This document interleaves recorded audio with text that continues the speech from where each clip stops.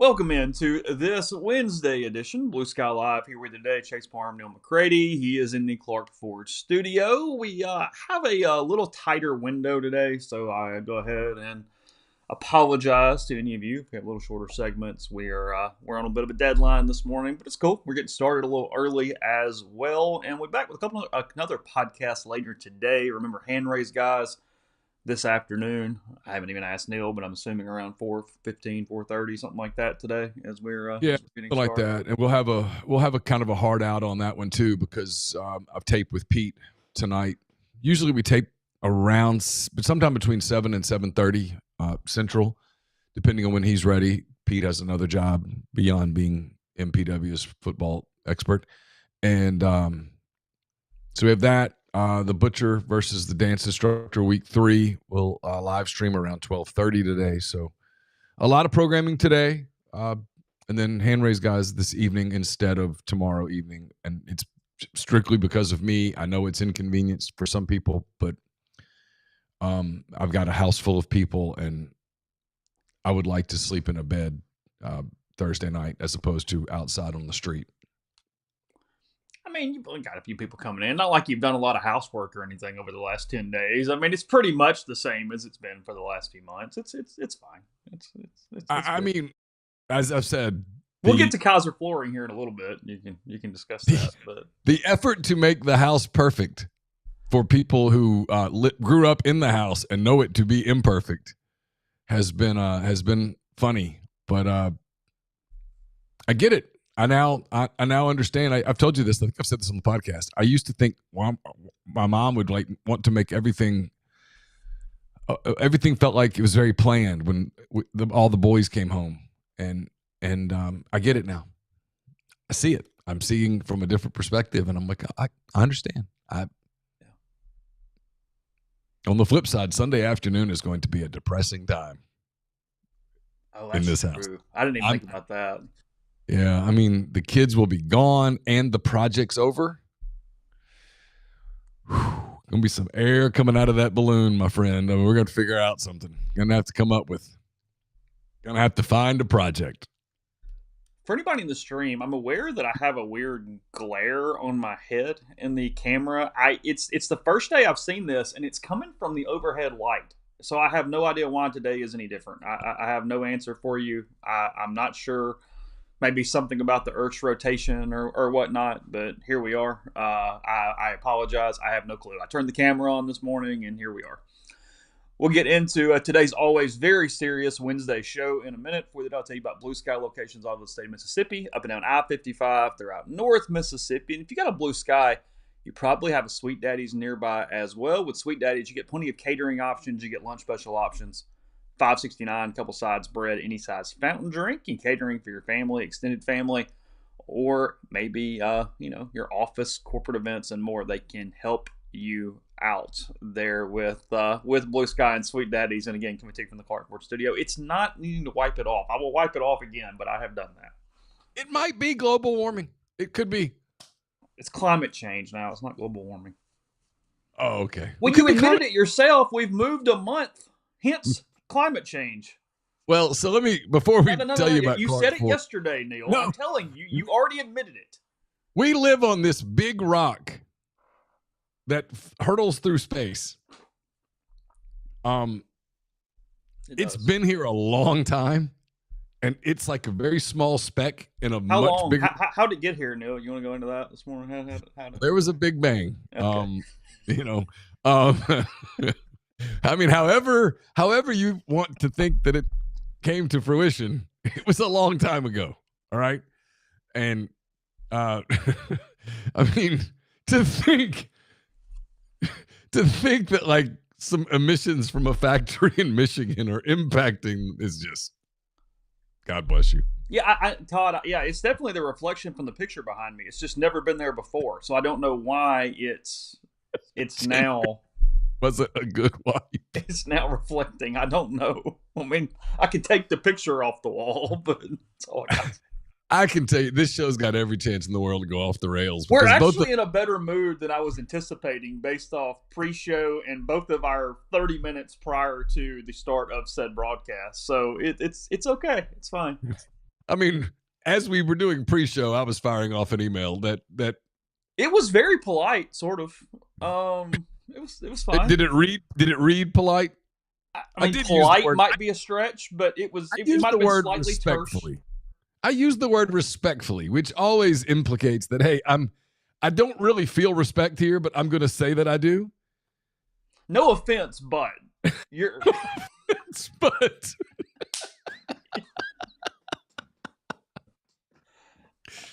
oh, I'm in the Clark Ford studios. Clark Ford's in Amory, Mississippi. 662-257-1900. Call that number. Ask for my friend Corey Clark, Chase's friend too. Ask for Corey. Tell Corey what Ford product you're looking for. He will send you a quote within 15 minutes in business hours. In case you're wondering, Corey confirmed to us yesterday that indeed Jeffrey's ex-girlfriend did receive the Fox painting for Hillary. A wedding gift. That's her name. Which Hillary just makes me happy. I'm not going to say her last name. We've already doxed her enough, so I'll keep that out of this podcast. Yeah, it's been a week of doxing for sure. I mean, why not one more? 662-257-1900 is the number. Where people will join tonight on the Campbell Clinic hotline. I'm going to talk to Trey Biddy later today on the Campbell Clinic hotline. We'll figure out when we air that. We might throw that into tonight's show. I don't know. We'll figure it out. Oh, okay. From fractures and sports injuries to complex spine and limb conditions, the pediatric orthopedic physicians at Campbell Clinic in Oxford are the only specialized pediatric orthopedic team in North Mississippi providing expert care for growing bodies. Visit CampbellClinicOxford.com to schedule an appointment or call 901-759-3111. We say it on the show, just head up to you. I'm going to insert, so we're just going to talk, and then I'll put, because of our time issues. Oh, okay, gotcha. We'll go from there. So, yeah, Big Ben, he says Saints going to lose close every game just to torture us even further. That's best case scenario because I get to watch a fairly close game and they lose at the same time. That's what I'm rooting for. I'm rooting for 17 close losses this season. That is best case because I mean if you get beat 42-3, I'm going to turn it off. If you're getting beat 20-17, I don't have any emotional capacity unless you win. Then I get pissed. So if you're just playing a close game, it keeps me actually intrigued and following along on Sundays. I'm good. Oh. We're playing long game now, even though Mickey's not. So maybe it's all for naught anyway. But here we are. The Thunder won 25 games, and Shai Gilgeous-Alexander was emerging as a star. Was except for this past season where they won the title, was the most fun season. Mm-hmm. Like we would lose games by 4 or 5 points, and Shai would go for 31, and you're like, man, he's going to be really good. Like, when you put another piece or two with him, this is going to be fun. But you didn't want to win. Like, late that season, it was like, Shai can't play. Get him off. He cannot play. No. And all of a sudden, they'd be like, yeah, Shai's got an ankle. And you're like, good. Big Ben says, you're a masochist. You want to watch the Saints get snuffed out slowly. Yeah. No, close losses. I'm all in. I mean, Sunday was perfection. 20-13, it's cool. Yep, it's fine. You don't want to go 8-9. You don't want to go 7-10. I can promise you, Neil, Spencer Rattler's not going 8-9. Then you're good. You don't want to go 4-13. You don't want the 5th pick. You want the 1st pick. Yeah, the Braves this year are a different case. They're just a banged up team that just lost a season because of injuries. Yeah, it's that's a different deal.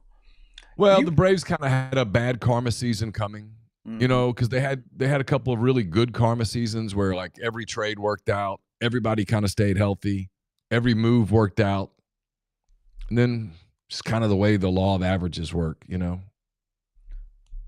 don't do this, I don't think, even no matter what time it is, but I had one of those experiences last night where just moving locations puts you back to sleep. I woke up at about 1:15, 1:30.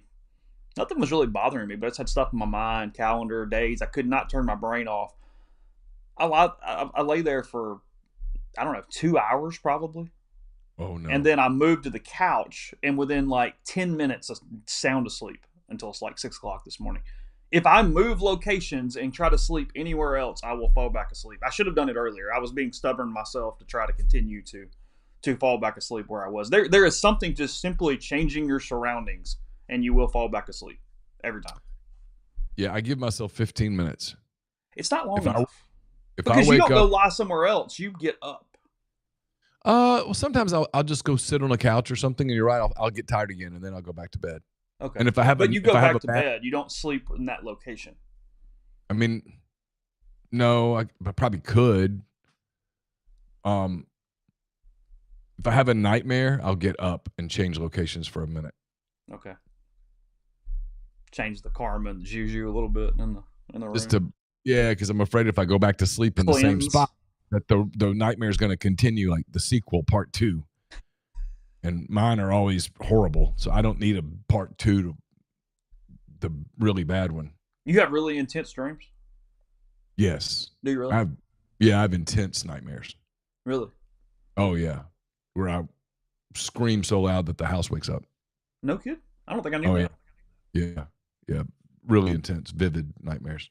If I have negative dreams, go ahead. That's why I don't like to watch a lot of dark stuff. Okay. Oh, you think that even impacts it? I don't want to take the chance because I hate them, man. I wake up and I'm in an absolute sweat. Interesting. So if I had hair, my hair would be soaking wet. Really? Mm-hmm. I have this weird thing where if I'm having nightmare, negative dream, however you want to phrase it, at some point toward the climax, that's going to be whatever the worst part. And I'm glad about this. I have this moment where I know I'm in a dream. Like something is so outrageous that in my mind, in my subconscious, I go, okay, this doesn't make sense. This is stupid. And I can sort of like wake myself up at that moment. Like, I don't think I'd literally pinch myself, but something clicks and goes, hey, this isn't computing with real life. Yeah. Because, most of the time it's random people that would never be in the same room together and all this crazy stuff. And I mean, I had a dream like a month ago where like high school, like the picture of him joining the military, that Elvis Presley was in my dream. That's not feasible. So hence. Yeah, because he's living in the Himalayas. It was 2 people that I am aware of right now in my life, and then the military version of Elvis. Wow. Yeah. That's pretty intense. I'm just saying. I have one sometimes where I'm alone in this house, like out in the woods, and it's always snowing. It's always really cold, and there's this big dog that lives with me. And like the dog is like a Saint Bernard or a Great Dane or what? What are we doing? I can't really tell. More like a German Shepherd, but he's not a German Shepherd. And I've never had a German Shepherd in my life. But he's like that. I mean, he's my friend. I'm not scared of him. He's like my protector in the dream. But it's just me and him out in the cold. Really? Mm-hmm. But I mean, you got a dog, so that's not the worst thing in the world. Yeah, no, I mean, it's like... And you got a big dog. It's not like a Pomeranian's out there protecting you. No, he's like a big dog, and we have like a fireplace, and we always have to go get wood and stuff. Like, it's really a weird dream. I have it all the time. You have this same dream over and over and over again. Mm-hmm. Yeah. Out in the woods, this big house, kind of rustic, really rustic.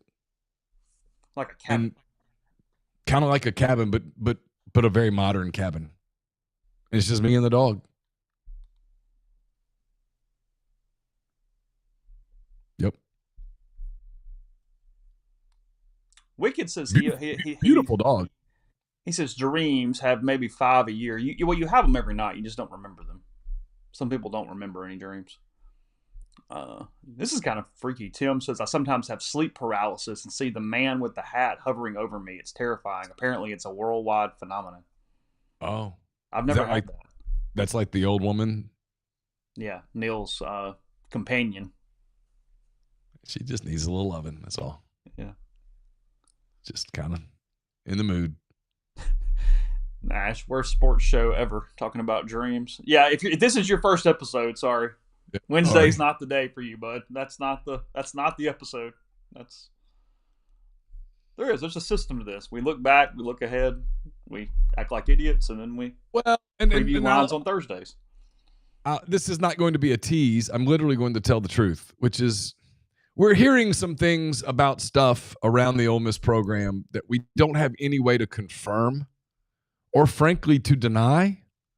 Well, And it's kind of we can be a little better than that. So I made a post on the board this morning. You can go there and read it.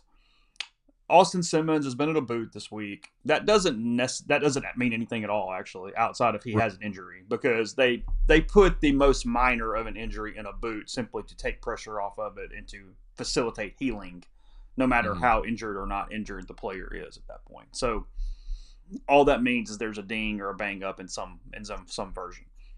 He was very limited in practice yesterday. Trinidad Chambliss took the majority of the reps, the team drills yesterday. I think overwhelming majority would be overwhelming majority. I was told people around Austin are saying he's good for Saturday. I was told some people around Lane have bigger doubts than that. I'm willing to go that far off what I am aware of from what I have been told. We have just had spent our entire time on Tuesday talking about Lane being different with the injury report. Can we trust him? Is it right? Is he turned over a new leaf? Austin's availability on Saturday, either way, will give us a lot of the answer to that question as we move forward. I have heard, Sam Pittman sort of said it, that Arkansas is preparing for both quarterbacks. If nothing else, all of this is making them prepare twice. Because I don't think the offense – I know Sam Pittman said the offense is the same. Respectfully, he knows a lot more football than I'll ever know. But I don't really think the offense would be exactly the same if you have a healthy Simmons as opposed to a healthy Trinidad Chambliss. I have a feeling the offenses would be quite different. Yeah, I do too. I think a Trinidad Chambliss offense would look very similar to a 2019 Ole Miss offense with John Rice Plumlee. I would think so. How quickly can you put that in? I mean, completely installed for if he's taking the majority of the snaps or all of the snaps. I don't know what that looks like because we haven't seen it. So, yeah, there's no doubt Arkansas has watched Ferris State tape this week. Yes. A lot of it. Yeah. Yeah. I mean, look, all of these, and Lane talked about this on Monday, I think. Maybe it was Sunday. I think it was Monday. All of these programs have money now, not just for players, but for analyst staffs. So, yeah, the moment that Austin Simmons got helped off the field, because Arkansas's game probably was done by then, someone in their staff said, dig up someone or someone's, I promise you, I don't know this, but I would bet really good money. Multiple people spent Saturday night burning the proverbial midnight oil in Fayetteville studying Ferris State tape. No question about it. No, Trinidad Chambliss did not throw a pass at Kentucky. Ole Miss completed its last pass on the final play of the third quarter. They threw their last pass in the first part of the fourth quarter, and they ran the ball the rest of the way. Chambliss did not attempt to throw on. Yeah, so. I mean, Lane's exact quote twice was, "We took the air out of the ball." People were getting upset about that. Why are they not being more aggressive? Well, because they wanted to win. They felt they could run the clock out and score enough points running the ball. So they did, and it worked. Has there been a report, actually, that it's not a high ankle sprain, or was that just guessing on Saturday? I will say this. A person close to the program on Saturday on the field said that he had heard it was hip and ankle. Okay. But I don't know. I have not confirmed. Look, we said this last week, and I think it irritated some people that Lane plays games with the injury report. I don't mean that necessarily. It's not an insult. It just people approach it different ways. But I don't think there's much doubt that Lane isn't going to come out today on the coaches' teleconference and say, yes, Austin is limited. I still think he's going to do it. And his argument would be, why should I have to do that? The SEC's argument is because, let's be real, people are betting on this. We are, at some point, going to partner with betting organizations ESPN, frankly, is a partner, and ESPN essentially is a gambling operation. They have ESPN Bet, right? They now put lines and totals on the screen. Yes. But they literally have something called ESPN Bet. They do, yes. So you are partners with the gambling organization. NFL requires disclosure. You get fined if you cover up an injury in the NFL. There is, if nothing else, been your opportunity, if you believe Simmons is going to be 100%, because as Grind says, that line has plummeted here in the last 24 to 36 hours, something like that. Ole Miss now sitting as a 7-point favorite against Arkansas on Saturday. That is down from an opening of maybe like 11.5 or something. It opened at 11.5 and it dropped. Yeah, I mean, look, I promise you, there is someone inside the Ole Miss program. There's someone in the Arkansas program. There's someone inside the Mississippi State program. There's someone inside the Louisiana Tech program that is feeding someone in Vegas inside information. Promise it. Guaranteed. 1,000,000%. There is a 0% chance that there's not somebody inside every one of those buildings that feeds someone in Vegas. The money line has dropped on Ole Miss. I saw it as high as 360, minus 360, meaning you had to bet $360 to win 100. On the Rebels, it is currently sitting at minus 278. So if you bet 278, you win 100 on Ole Miss to win the game right now. Yeah. Over-under has stabilized at around 61 to 61.5. I will say that I will be very surprised if Simmons doesn't play. Doesn't play. I think we're playing games. Okay. If I'm wrong, I'm wrong. It's a guess. I have no way to know. We don't see it. So okay, here's that hold thing, on a minute, right? But when you say playing games, Lane has only said he's going to play probably. So what would be the game? Oh, I don't know. Maybe leaking it out, having people leak it out who would turn it into a rumor to make Arkansas spend time on a different quarterback. And if you're Arkansas, you have no choice. You've got to get ready for Chambliss in case. You've got the Simmons film, and you've got a plan for if he plays, but you've got to have a plan for if this other cat comes in who's a lot smaller, a lot faster, and who loves to run the football. So, if you're Arkansas and your objective is to be prepared defensively, you have to prepare for two quarterbacks now. And there are only so many hours in the day. Forget the 20-hour joke. I mean, that's ridiculous. No one does that. But there are only 24 hours in the day. Somebody asked about Chambliss. I mean, we saw him throw throughout the preseason. He was pretty accurate on short and intermediate. He had a difficult time with the long ball from what we saw. Now, again, what we see is very limited, but that is the gist of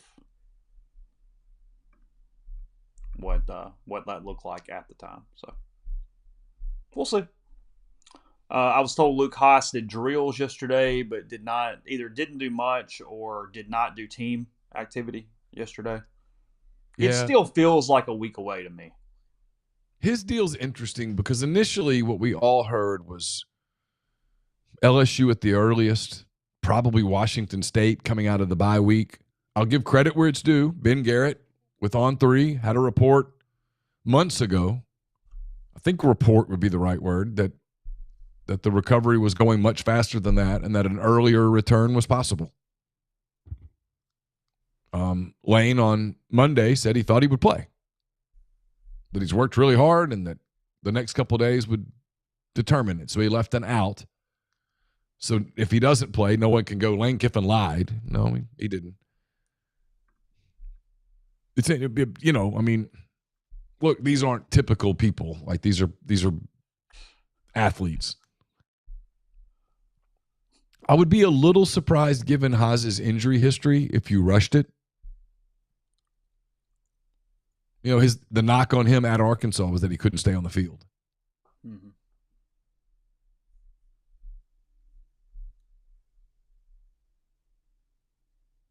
First injury report comes out at 7 o'clock tonight if you would like to take a gander of that bad boy at your own risk, peril, information. Choose your word there. Yeah, I don't pay a lot of attention to the Wednesday one. I know that it's a thing that everyone makes a story of it, and the story gets a lot of clicks. I understand why we do the story. I just don't pay a lot of attention to the Wednesday one. I pay a little more attention Thursday, and then I pay attention to the one, obviously, 90 minutes before the game starts. Got a story up this morning looking at Taylen Green's season to date. Arkansas has dominated two opponents, A&M, Arkansas State. To this point, they have not really been pressed at all by those two teams. Lane Kiffin gave Taylen Green a ton of acclaim on Monday, talking about his side speed ratio, his ability to impact you, compared him to Lenore Sellers. Yep. Frankly, at times, that feels like he's got a little bit higher ceiling than Sellers, because Sellers kind of throws the ball over the place too, honestly. I'm sort of anti-Carolina right now, so I'm having a moment. But well, here's my hot take. Yeah. And if I'm wrong, I'm wrong. I don't care. I'm not a quarterback. Again, I got hired at no point in the process when 24/7 was recruiting me was it, hey, let's break down some film and see how well you know football. It was my ability to write and communicate. So I might be wrong here. I think Taylen Green's better than Lenore Sellers. Go back and look at Taylen Green's numbers at Boise State. He played hurt last year. Now, look, when you play the way he plays, injuries are going to be a part of the game because he's pretty reckless as a runner. Like, he's not trying to get out of bounds and slide. He's a legitimate weapon running the football. And but like that means Sellers, he will absolutely throw it to the other team at times, which is the problem. He will. But what I was going to say was in year 2 in Petrino's system, he does, according to people, Trey Biddy, he and I've exchanged 5 questions, 5 answers. I've read his answers. I'll publish that tomorrow.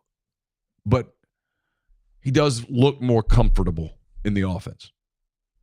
He's had a full year with, like I think I was telling you this, like the Petrino stuff.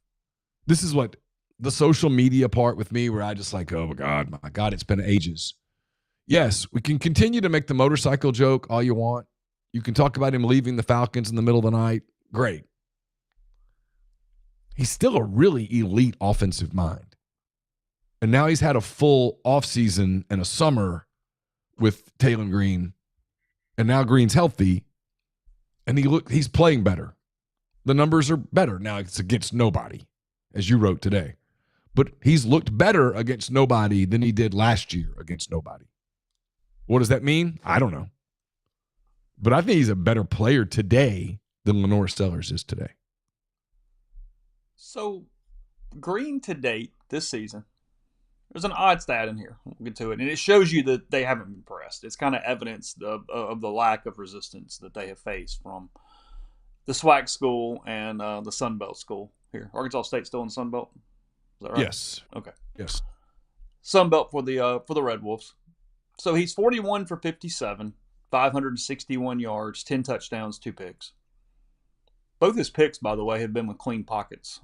He's just thrown it at somebody else with no pressure in his face. Yeah. And he's Pittman on Monday was asked about it. Maybe it was Saturday. I read the quote.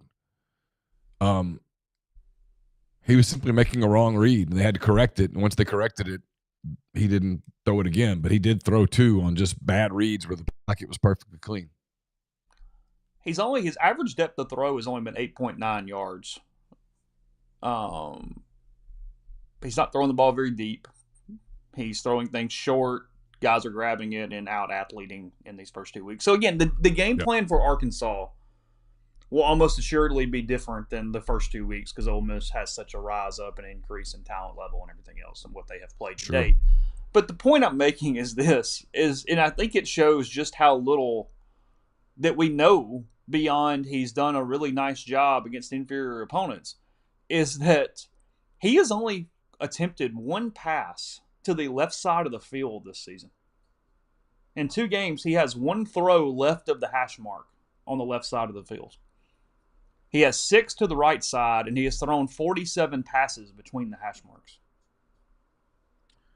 It tells you that Petrino knows him and is trying to prevent those long throws that result in the pick sixes. Like their season last year completely went off the rails week 1, where they had Oklahoma State, who turned out to be a bad team. They had Oklahoma State beat. Mm-hmm. They were beat. I think if I remember the game, and God, it's been a year, Arkansas led 14 and were driving. They were about to go up 21. And he threw a really bad pass back to his left that was a pick six. And that got Oklahoma State back in the game, and they ended up winning in overtime, if I recall.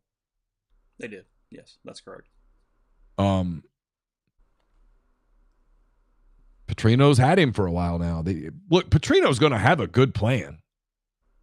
He's a really good coach. He's a really good offensive coach. He's going to have a good plan. It's like watching Florida State now with Malzahn. They look like a better offensive team. It's like, yeah, they have a better offensive coordinator. Nobody's ever accused Gus of being a bad offensive coach. Good head coach? Maybe not. Offensive coordinator? Yeah, always been a pretty good one. Won a national title as an offensive coordinator. Yes, he had Cam Newton, but it counts. This is similar to every other team in college football, so this isn't even necessarily an anti-Arkansas thing, but it's one thing Arkansas has to absolutely account for, is that they have not faced a front seven that is any good at all defensively, at all. And the Razorback offensive line is averaging pressure on 25% of the dropbacks so far on Taylen Green. That is a stat that would worry me if I were an Arkansas fan. Because if you're getting pressure 1 out of 4 against those opponents, and also, again, assuming the game plan stays the same, it very likely could not, they also have done very little play action. Arkansas's offense under Petrino's not a big play action guy. I've gone back through a couple years of stats on him. I know there's tons more data, but that's all I've needed at the moment. Only 10% play action, meaning they're not, one of the reasons why people have been able to beat Ole Miss sometimes on Ole Miss's good pass rushes this year and last year is a lot of counter and a lot of play action that lets the defensive line over pursue, because Ole Miss gets a lot of pressure from its front. They go one way, the other team kind of goes the other and lets them run themselves out of the play. And play action is one way that helps with that. So just from a game plan standpoint, usually when I'm writing these stats, my eyes kind of glaze over. And I do it every week, and people like it. And you can usually find 2 or 3 things in the analytics that make sense. But maybe even more than usual, there's things about what Arkansas has done game plan-wise the first 2 weeks that do not make sense against Ole Miss. So I'm pretty fascinated to see how that adjustment happens in week 3, because I don't think it's going to look like this. This is not doable against that defense. Yeah, this is where I'm curious about Pete tonight. I want to know which side of the ball he takes, because I'd be fascinated in some of that from a Pete standpoint. I don't know. Yeah. Yeah, you mean, look, you and I talked about this last week. People were doing the whole Arkansas thing, like, boy, those guys from Jonesboro, they're going to be – I'm like, in a previous world, sure. Yeah. Now, no one does that. I was like, the fans were all jacked up, but the players are at Arkansas State because that's the best offer they have. And the kids at Arkansas don't give a shit about Arkansas State. That game was just a game. What you had was SEC versus Sun Belt, and we've seen that. We covered one of those 10 days ago. Mm-hmm. So Bobby Petrino and Sam Pittman knew that as well. Hey, we're going to win this game. We don't have to break out the book. It shows you they've been vanilla as hell is what it shows you. Yeah, but it also makes me wonder if one of the things that they saw with Taylen Green last year was the more you put on his plate, the more apt he is to make a mistake, to drop something. That if you just keep his plate with, hey, we're going to put a protein and a side on this puppy and just carry it to the table, that he's pretty good about getting it there.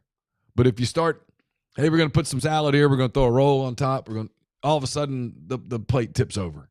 It's a stupid analogy, but you get what I'm saying. And I kind of wonder if that's the case. And if that's the case, he's going to have a hard time against a Pete Golding scheme that's going to be complicated and it's going to throw some different looks at him and try to confuse him. Because it would be really fun. It would be really fun to watch just a chalkboard session where Pete Golding goes against Bobby Petrino, X's and O's. And all the X's, all the O's are even. And we watch it, it would probably be like, wow, this is like these people. They don't even – the sport we watch is totally different than the sport that they watch. Well, that's the middle ground of this, because a lot of times we don't, but the world at large incorrectly makes every football coach into a rocket scientist in everyday life, and that is so far from the truth. Yeah, no. But at the same time, in their occupation, yes, what the game they are watching is zero to what we are watching in any capacity. I'm just thinking, look, it's kind of like let me not really a soapbox, but the thing about yesterday is and I appreciate the interaction. I'm glad it was there. Love all of you guys. I participated to some extent, but the multiple threads about what AJ McCarron said about Austin Simmons is, number one, AJ wasn't criticizing Austin's overall ability or his ability to succeed this season in any capacity. The word disappointing came because he actually thinks very highly of Austin Simmons. It was all in context of, Tyler Siskey on the postgame show said that Austin Simmons might have the best arm talent in the country here 2 weeks ago. People got upset at the word disappointed. Like, look, AJ wasn't like throwing stuff around the house, okay? He just was like, I expected him to be better than that. That's basically what he was saying. My point is, there was zero, and I know we're shocked by this, there was zero nuance of, just because AJ has an opinion, that doesn't mean that Lane wouldn't share the exact same opinion. They just haven't been able to break him completely of it yet. There would be a 99% chance that you went, hey, Lane, here's kind of whatever, and Lane go, yeah, I know, we're working on it. Hell, trying. It takes a lot. He was a baseball player. And then we all move on. Like, there was this thought that if AJ thinks something that Austin is doing, it automatically means Lane thinks something else. And it's like, that is so far from probably where the truth is in this. And when you hear, like, AJ McCarron has played quarterback since, well, he was the high school starter in the 8th grade. So he's since at least the 8th grade. Well, he played 8 years. He played 8 years in the NFL and made $16 million. Okay, and he played a lot of years at Alabama, and I don't know how much money he made there, but he played. Whoa. No, got I know a really AJ's good deal on a lease his junior year. Look, he comes. His uncle knew somebody. Okay, that's all. Chill. AJ had phenomenal work ethic. He's a really good story. But my point is to assume that AJ doesn't know quarterback play when he looks at it. Come on, guys. If he tells you that a quarterback has a slow release, he probably has a slow release. Yeah, again, it's not he likes Austin. It wasn't just being critical of an Ole Miss player, and it wasn't. He spends his time on McCready and Siskey every freaking Monday, and then, like I said, Lane would probably agree. That was the thing. Like that's the part that I keep like going. It doesn't mean that Joe Judge would go, nope, you're 100% wrong in every way. No, that's not. And like Tyler said in one of the threads, it's like, okay, well, you just go fix it. Well, it's not that simple. You can work on it, but when you get into the game, and the game goes fast. You saw the game go fast for Austin a little bit first quarter the other day. When the game goes fast, you revert back to some habits. Mm-hmm. Breaking habits are hard, man. Yeah, and it's like he ball pads. It doesn't mean you can't be successful ball padding. Ball padding is still, though, a negative to getting the ball out of your hand or telegraphing. We're talking about football. We're talking about football, padding the football. Yeah, I know. I was focused on the 8 that are bottoms yesterday, and today I'm doing this. So trying to help. But and again, I appreciate the interaction. I'm just picking this out as the best example. Somebody goes, well, Tom Brady was a patter. It's like, okay, but best quarterback. Like, it doesn't mean it's not a negative that is in your, Man, it's like when a quarterback's a little shorter and you go, hey, you got to overcome that somehow. And they go, well, Drew Brees was 5'11". And it's like, well, he was also the most accurate passer in NFL history. It shows you, and it's one of the reasons that we have done well, is that there's a lot of people who are emotional about this, but the more emotional you are about something, the less objective that you can be looking at it. Mm-hmm. It's hard to separate yourself from the emotions of it. It doesn't, look, included in the same 3-minute discussion, he talked about how he can really spin it and he can make every throw. Mm-hmm. Okay, he wasn't saying, hey, Austin Simmons is trash. It's not at all what he said. But he said he's a little, and he basically said that he's seeing the game right, but that the release is making him inaccurate. And if you watched the game against Kentucky, there were some throws that were inaccurate. There were. They're right there on the film. You can see it.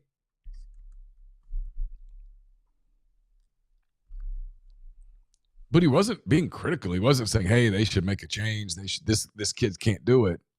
I mean, he was saying he's going to have to improve. He's got to fix that. And to your point, Chase, I would suspect that if we were sitting down having a quiet conversation with Lane Kiffin about it, he would say, "Yeah, he's right." Yeah, working on it. Obviously, we're working on it. It's something we're having to factor in to some things that we do. You see where the losses and the hits keep coming for Bill Belichick and his girlfriend Jordan Hudson. Got denied all of his patents yesterday that he was seeking, or trademarks. I'm sorry, not patents. I did not see this. Did you not see this? No, this is okay. Hold on, it gets better. No, whoa. Okay. Go ahead, and then I'll read it. Go ahead. I feel bad for Bill's kids. They're watching this man that not so long ago was considered a legend. He's turning into a cartoon, and not a good one, by this girl. And I know it's undefeated. I get it. But at that age, it shouldn't be that undefeated. This is so funny to me. Okay, check this out. The U.S. Patent and Trademark Office refused 4 trademark applications filed by North Carolina football coach Bill Belichick and his girlfriend Jordan Hudson, according to an application obtained by The Athletic. Reading from The Athletic here in this story. Belichick was denied the mark, you don't laugh, do your job, in parentheses, Bill's version, like Taylor. It's just Bill's version. No. I will get to why this is relevant in a second. The reasoning for the refusal, according to the application, is a likelihood of confusion with marks that were previously filed by TCE Rights Management, blah, blah, blah. Okay, keep going. On April 3rd, they applied for the trademark of 14 phrases, including do your job, Bill's version, ignore the noise, Bill's version, the Bellustrator, Bill's version, and no days off, Bill's version. But the New England Patriots, Belichick's former NFL employer, holds the rights to all those trademarks. So they simply went, if we write Bill's version out behind it, they are going to give us the trademarks despite the Patriots having said trademarks already. The Patriots trademarked the Bellustrator in 2009, do your job in 2013, no days off, ignore the noise in 2017. Also trademarked their team name, New England Patriots, team logo, and phrase, do your job, similar to the phrases that Belichick and Hudson hope to obtain. Let's see. They said confusion was the reason, all that. And then I love this cat. This is trademark attorney Josh Gerben. I guess he was defending the Patriots in this. He said it was very obvious that the USPTO would refuse these applications from the start. They're too similar. I mean, yeah, I can't say I'm going to make Nike shoes Josh's version.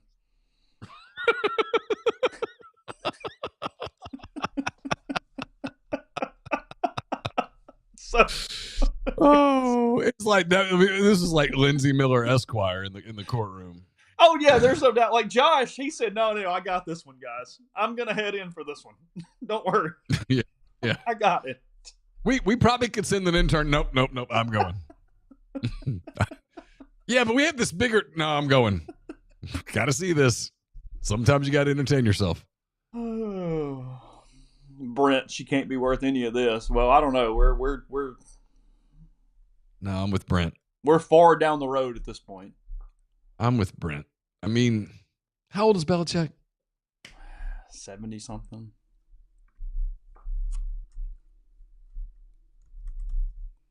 Yeah, does Seattle or A&M have the 12th man? Is it A&M? A&M, I think. Okay. And we're talking about you're giving up a lot for at most, and I'm being very generous here. 10 minutes a day? Come on. 73 years old. I'm being generous. You're giving up a lot for 10 minutes a day.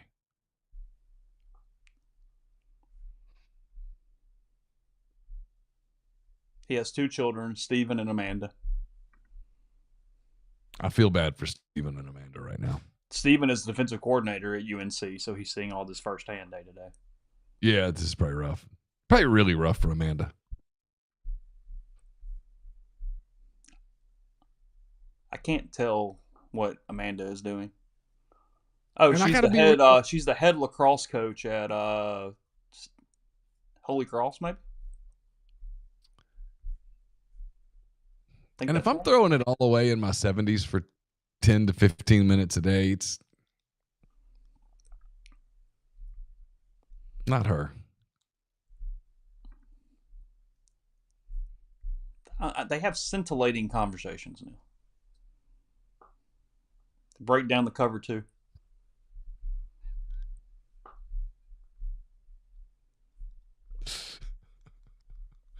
What do you talk about when you're 73 and how old is she? 25?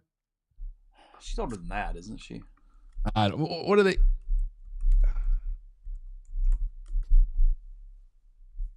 That hot crazy scale is really funny. It is funny. It's really, really funny. Yes. Let's see. 24. I mean, what are we doing? On May 20th, she was 24, so I guess she could have turned 25 over the summer. But he was 49 when she was born. That maths, yeah. What are we talking about? That's true. I mean, seriously, what are you talking about? Well, I mean, he doesn't seem like a scintillating conversationalist in general. No, but you don't get to this stage of your life. He won multiple Super Bowls. I mean, the guy's pretty good was at least very good at one thing. So he had to have some degree of something to get to that place. Yeah, no doubt. No doubt. So, I mean, I have a hard time believing that behind the scenes he's absolutely a robot who has no say. I don't buy that. I never believe that. So what do they talk about? Let's assume they have dinner together. They're sitting at a table with food in front of them. Let's call that a 20-minute interlude. What do they talk about? The food? Nothing but I guess. How was your yoga class? I don't know. Yes, I mean, 49 when she was born. Yeah. Yeah, so for Neal, that's like a 4-year-old. And perspective, as Robert says in the thing, I'm 8 years away from that person being born. Because I am 41. I'm not even going to make the joke. No, you're not. No. So, it's not even. It's not. So. Okay. I'm done. I just couldn't help it. Like, I saw the trademark thing, and I thought, okay, he got denied, I'm sure, but it's whatever. And then I saw we just wrote Bill's version after all the Patriots trademarks. And Steve says stuff she wants to buy. That's what they talk about, the things that she's planning on buying tomorrow. Okay. I'm moving on. Did you see the Missouri, the officials from the Missouri-Kansas game got suspended for letting Missouri punt? I saw where they got suspended. I never read the story as to what it was about. So there was a penalty that should have been, that they basically moved the kick back after a touchdown. Yeah. So they ruled that it could be a free kick, which let them punt.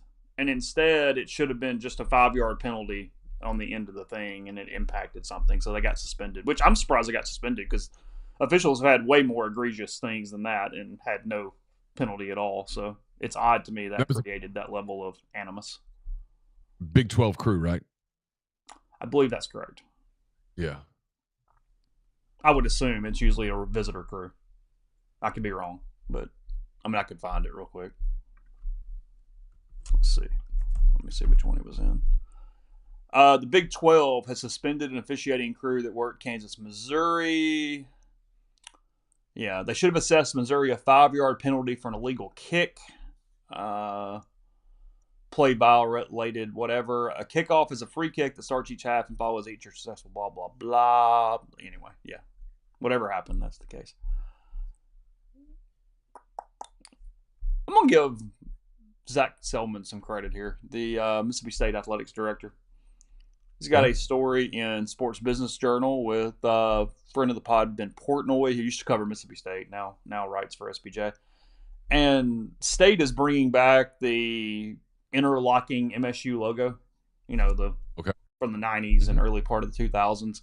When they brought back the State script earlier, which I think looks really good. I've actually been complimentary of their marketing and branding with that script. The curse. Yeah, it looks like it's stealing it from Michigan State is my only negative on it because it's very similar to the Spartans. But outside of that, I think it looks good on a helmet. I think it's actually their best helmet when you look at what's on it. And what Selman has done, and Keith Carter's done some of this at Ole Miss too, is sometimes this isn't rocket science. Just do what the fans like. Like, this is not complicated. If the fans like some logos and we can have some territory logos, just do it. Like, what difference does it make? Yeah. I mean, because he says in here to Ben, he's not changing the overall university M-State logo. That's a university mark. That's the primary mark. But it's supposed to be fun. It's athletics. Grind points out that you do have a thing for script. I do, as evidenced by my M that I'm a fan of. There's your M. Yes. You like the Southern Miss script? I don't know if you can see it there. It's fine. It's just kind of plain. Yes, Hayden, they should trademark that script, Mississippi State version. Yes, that is correct.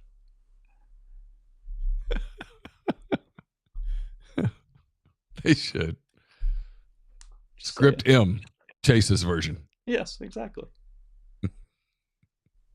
I mean, baseball's not going to mess with the M over the S because that's. I mean, that is what it is. But no, I do like scripts. I mean, I like. Ginger's bringing heat to the stream today. She says fans like the land shark.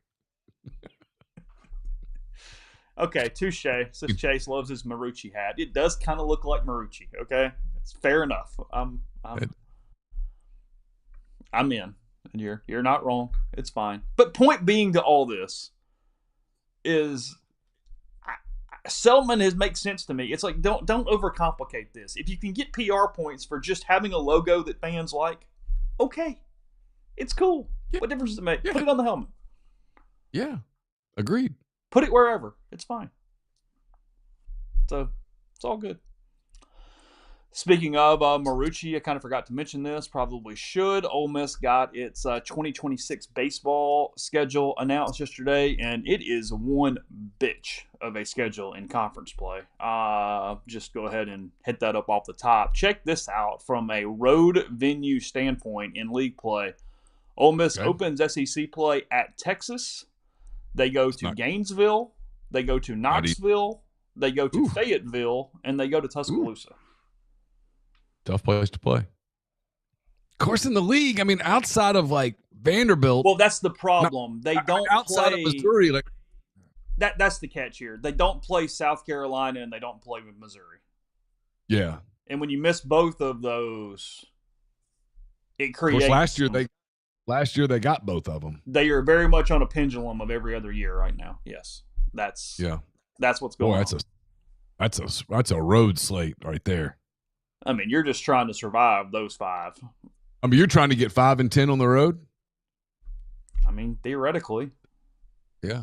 I mean, if somebody offered Mike right now, hey, you're going to go 6 and 9, he'd have to really, really think about it and go, okay, yeah. You'd have to take it. No, the RPI is going to be golden. Oh, yeah, because if you could go 9 and 6 at home, you're hosting. They have home series with Kentucky. They're going to need that one the second week of conference play. Yeah, probably. Mississippi State, LSU, Georgia, and Texas A&M. It's a bitch of a league. It's a bitch of a league. I mean, you look at like the basketball season coming up. I mean, you start looking at the schedules. You're like, okay, find the dubs. Like the automatic, that's a dub. Just show up, dub. You're like, well, there's like 2, maybe. I mean, kind of a meh non-conference slate at home. Actually, quite meh. It's Nevada to open. It's Missouri State, which is a good RPI team. They always have a pretty good RPI there in Springfield. Evansville, which was in a super regional a couple years ago. They played them at home, and then they've got that tournament in Houston where they play Baylor, Ohio State, and Coastal Carolina at the Astros Park. So that is the RPI is not going to be an issue. Not going to be a problem. That's going to be taken care of. 15 that and 15, and you're going to be playing at the house that first week. Yeah, absolutely. No, literally. Mm-hmm. Yeah. I mean, if you win half your games, you're at home. The league's going to get 8 host sites. I mean, it's where we are. Sure. That's what they deserve. Southern Miss a couple times in the non-league. Murray State in the non-league. Frankly, Little Rock in the non-league, which was in a super and in a regional and pushed LSU to the brink last year. Mm-hmm. Mississippi State and Pearl was April 28th. Yeah, Austin P. It's fine. But the league schedule's tough. Arkansas is the one that has the crazy pendulum. It's even worse than Ole Miss. Arkansas has as much of a cake schedule as you can have a cake schedule in SEC baseball this year. Well, it's about time, I mean, all of my NIL money that's been heading up there. I mean, I've just been like, guys, can we do something about the damn schedule? And so finally, got that good done. For me. Got it done. Yeah, like I'm looking at it here. Look, Todd and I got a championship at Florida. And so I feel like now with Dave, it's time to like really let's go for it. So I've tried to up my level of giving tremendously. Like I'm glancing at it. Arkansas doesn't play Tennessee. They don't play LSU. They don't play Texas. They don't play Texas A&M. And they don't play Vanderbilt. Yeah, we did it. We got it. I mean, this schedule, it's whatever, but it's as cake as you can have inside the league. It's State, South Carolina, Florida, Auburn, Alabama, Georgia, Missouri, Ole Miss, Oklahoma, Kentucky. Like, holy hell. Yeah. That is insane. Hey, man. And again, it's not an anti-Arkansas take. It's an anti-league take. Like, you can't let a team be that far the other way. Like, that's too pendulum-y. Because next year, they're screwed. Yeah. It goes the other way next year. Well, sorry, I'm knocking stuff off over here. But, yeah, no Arkansas LSU because Arkansas's permanents are Missouri and Ole Miss.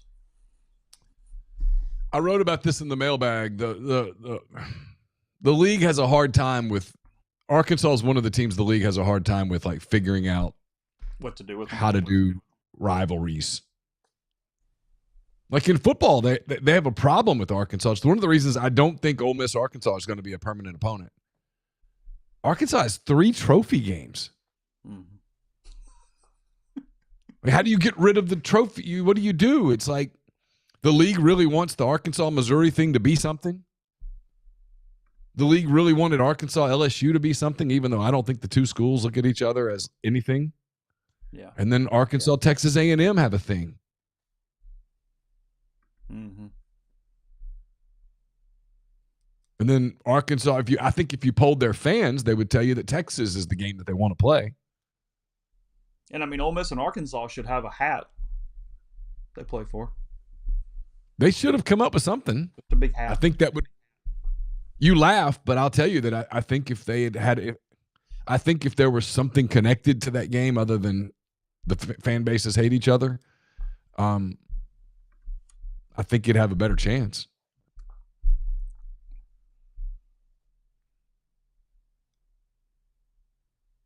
It's true. Tupelo said, do y'all think the SEC regrets going after Missouri?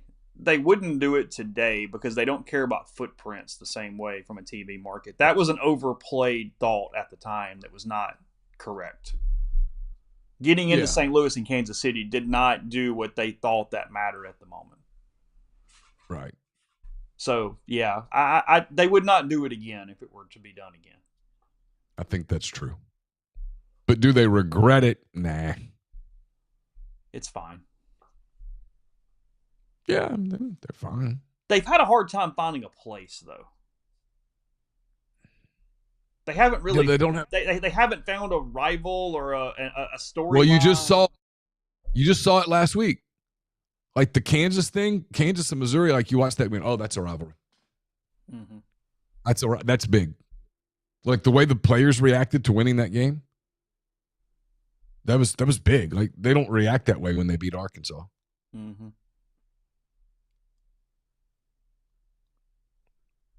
You're right. So no, they wouldn't do it again. They would be much more focused on North Carolina today.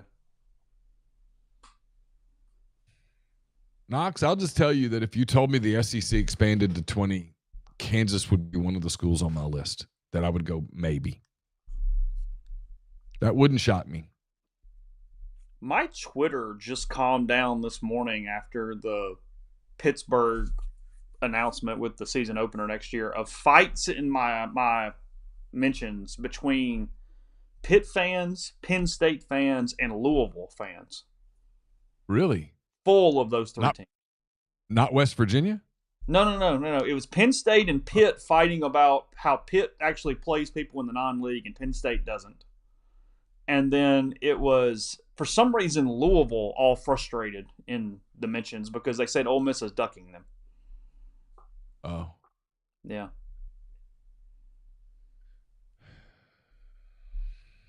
I mean, I don't know Cardinals. They beat you in Atlanta in the season opener and didn't even need Lane. He was sheltered in place at the time. So it's. I don't. Yeah, that's right. He was fighting for his life. Yeah. No. To your point, I don't think they duck anybody. I don't get the impression Ole Miss ducks anyone. In fairness to most of the SEC, I don't think the SEC ducks anybody really. But what you are doing is being smart. I mean both Texas A&M and Arkansas are playing. It's a known team. Yeah, it's an ACC team. It's a Power 4 team. You're probably going to win, but it's respectable. Fine. And if I'm a fan, I'm a lot more interested in that than I am Georgia State. And at the same time, I get why Keith Carter and whoever the AD is at Southern Cal went, hey, why are we doing this? One of us is about to take 2 L's. Well, there's going to be 2 L's in it. Yeah, for sure. Yeah. Why do it? But I don't think that's why they got out of it. I think they got out of it because they just looked at it and said maybe it's too much. Mm-hmm.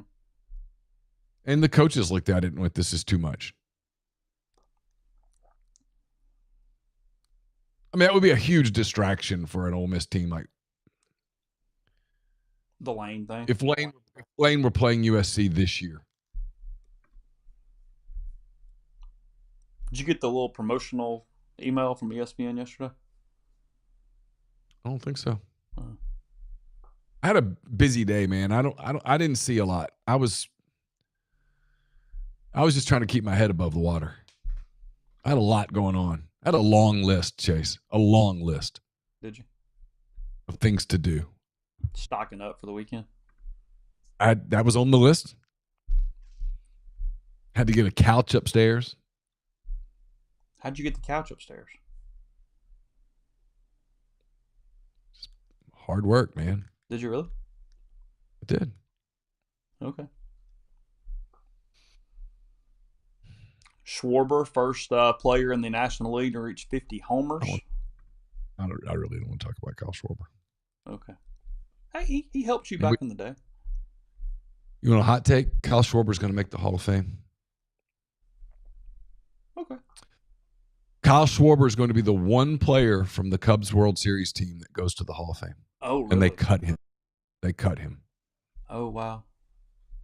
Unless you think John Lester's a Hall of Famer, and I think John Lester's a Hall of Very Gooder. Okay. I think Schwarber's going to end up being a Hall of Fame player. Aaron Judge hit home run 359 last night, which moved him into 5th place in Yankees history. He eclipsed Yogi Berra and needs 2 more to pass Joe DiMaggio for 4th place in Yankees history. Yeah, I will tell people in the stream, as someone who's been to Pittsburgh a few times, it's a cool city. Like, if that works out where that game's in September, and it probably will, like if the Pirates are in town or the Steelers are in town, it's a cool town now. Sneaky good Italian restaurants there. There's some new areas that are kind of hip. Oh, Pittsburgh? Yeah, Pittsburgh's nice. Hey, I want to play a game real quick. I know we got to go, like 2 minutes. I'm just curious because you were so locked in on that game, and it's been almost 9 years now. Cleveland Indians 2016 Game 7 against the Cubs. Okay. How many of Cleveland's Game 7 starting lineup can you give me? Okay. Carlos Santana. DH. Led off. Francisco Lindor. Shortstop. Hit third.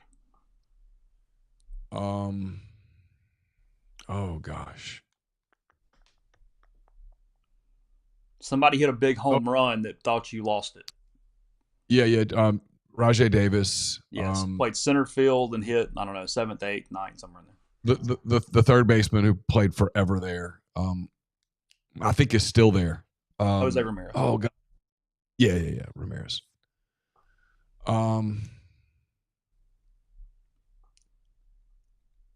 The left fielder sounds like a cereal. I don't remember. I'm bad at this. Now I can name the Cubs like this. Well, yeah, that's why I didn't give you that one. Coco Crisp was in left field. Coco Crisp was in left. Okay. Yes. Pitcher. Who started that game for the Indians? The star. He was really good all year. Won a Cy Young. Won the Cy Young. Yeah. The Cubs hit him. Pitched on short rest. Corey Kluber. Got hurt. Pitched in Texas. Yeah, Kluber. Okay. Carlos Santana, Jason Kipnis, Francisco Lindor, Mike Napoli at first. I should remember Kipnis because he ended up playing for the Cubs in the COVID year. Ramirez at third. Lonnie Chisenhall in right. You got that one. Rajay Davis in center. Cosco Crisp in left. And Roberto Perez behind the plate. Yeah, I wouldn't have gotten that. They ended up playing Yan Gomes late in the game. Yep. Yan Gomes, I think, was one of those Miami teams that Ole Miss played, I feel like. And the Cubs starting lineup that day was Wilson Contreras at catcher. It was. Rizzo. David Ross also played. By the way, Chris Coughlin pinch ran for David Ross in that game. Yeah. Anthony Rizzo was at first. He was. Javi Baez was at second. Addison Russell was at short. Chris Bryant was at third. Dexter Fowler was in center. He was. Ben Zobrist was in left. He was. And I think they started Jorge Soler in right because Kyle Schwarber or Jason Hayward in right. Jason Hayward, who went 0 for 5, by the way. He was horrible.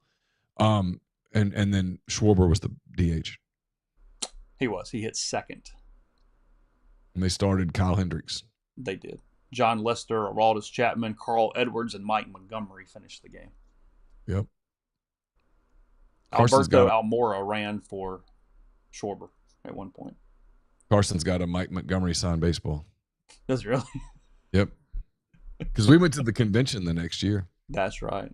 That was really cool. Mike Montgomery has a 6 career WAR. Not bad. Yeah, his life kind of fell apart. Oh, really? Mm-hmm. Oh, interesting.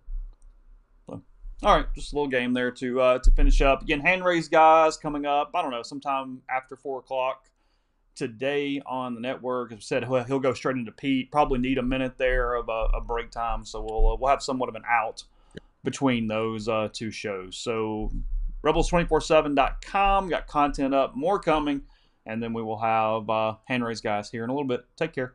Talk to you then.